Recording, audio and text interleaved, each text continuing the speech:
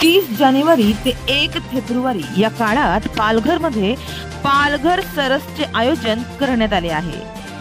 पालघर राज्य ग्रामीण जीवनोन्नती अभियान, जिल्हा परिषद पालघर व जिल्हा ग्रामीण विकास यंत्रणा यांच्या संयुक्त विद्यमाने पालघर सरस 2024-25 येत्या 30 जानेवारी ते 1 फेब्रुवारी या काळात पार पडणार आहे।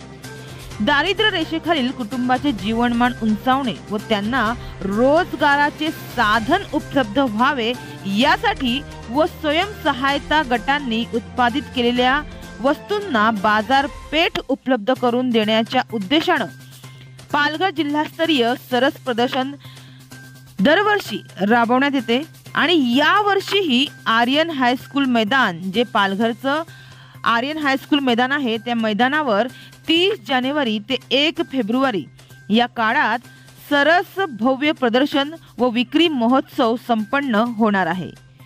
जिल्हाभरातील 45 महिला गट या प्रदर्शनामध्ये सहभागी होणार असून खानावळ आणि इतर वस्तूंची विक्री असे याचे स्वरूप आहे।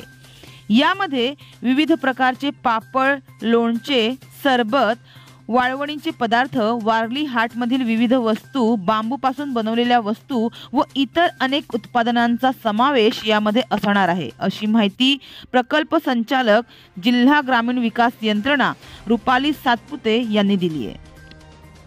प्रत्येक तालुक्यातील गटांनी सरसमध्ये सहभागी व्हावे यासाठी तालुका स्तरावरून महिला गटांना आवाहन करण्यात आले आहे।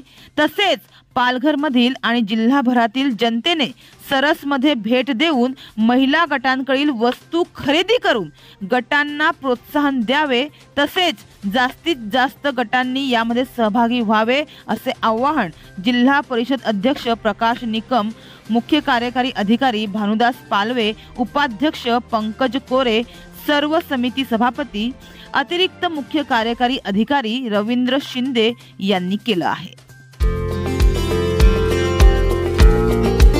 हमारे चैनल को अभी सब्सक्राइब करें और बेल आइकन दबाना न भूलें। धन्यवाद।